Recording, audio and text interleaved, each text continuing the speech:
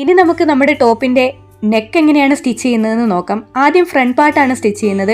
അങ്ങനെ ഫ്രണ്ട് പാർട്ടിലേക്ക് വേണ്ട നല്ല മെറ്റീരിയൽ കറക്റ്റായി വെച്ച് കൊടുത്തതിന് ശേഷം അതിൻ്റെ മുകളിലേക്ക് നമ്മുടെ ലൈനിങ് മെറ്റീരിയൽ വെച്ച് കൊടുത്ത് ഒരു പേൾ പിന്ന് യൂസ് ചെയ്ത് കറക്റ്റായിട്ട് സെക്യൂർ ചെയ്ത് കൊടുക്കാം.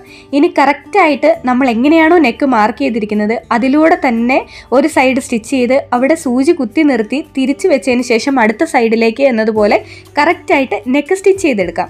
ഇങ്ങനെ സ്റ്റിച്ച് ചെയ്ത് കഴിഞ്ഞതിന് ശേഷം നമ്മുടെ നെക്കിൻ്റെ അവിടെ വരുന്ന എക്സ്ട്രാ വരുന്ന നല്ല മെറ്റീരിയലിൻ്റെ ആ പാർട്ട് അതൊന്ന് കട്ട് ചെയ്ത് ഇതേപോലെ ചെറിയ ചെറിയ കട്ടുകൾ ഇട്ട് കൊടുത്ത് ഒന്ന് തിരിച്ചിട്ടെടുക്കാം.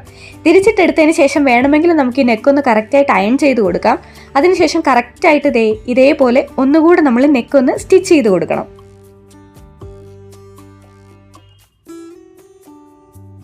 അങ്ങനെ നമ്മുടെ ഫ്രണ്ട് നെക്ക് സെറ്റായി കിട്ടിയിട്ടുണ്ട്. ഇനി നമുക്ക് നമ്മുടെ ബാക്ക് നെക്ക് സ്റ്റിച്ച് ചെയ്യാം. ബാക്ക് നെക്കും ഇതേപോലെ തന്നെ വെച്ച് കൊടുത്ത് പേൾപ്പിന്നെ യൂസ് ചെയ്ത് ഒന്ന് സെക്യൂർ ചെയ്തതിന് ശേഷം കറക്റ്റായിട്ട് നമ്മൾ മാർക്ക് ചെയ്ത അളവിലൂടെ ഒന്ന് സ്റ്റിച്ച് ചെയ്തെടുക്കാം. ബാക്ക് നെക്ക് നമ്മളിപ്പോൾ തിരിച്ചിട്ടിട്ട് പതിച്ച് ഒന്നുകൂടെ സ്റ്റിച്ച് ചെയ്യുന്നില്ല. അത് ഷോൾഡർ അറ്റാച്ച് ചെയ്തതിന് ശേഷമാണ് ചെയ്യുന്നത്. അത് നെക്സ്റ്റ് വീഡിയോയിൽ കാണാം.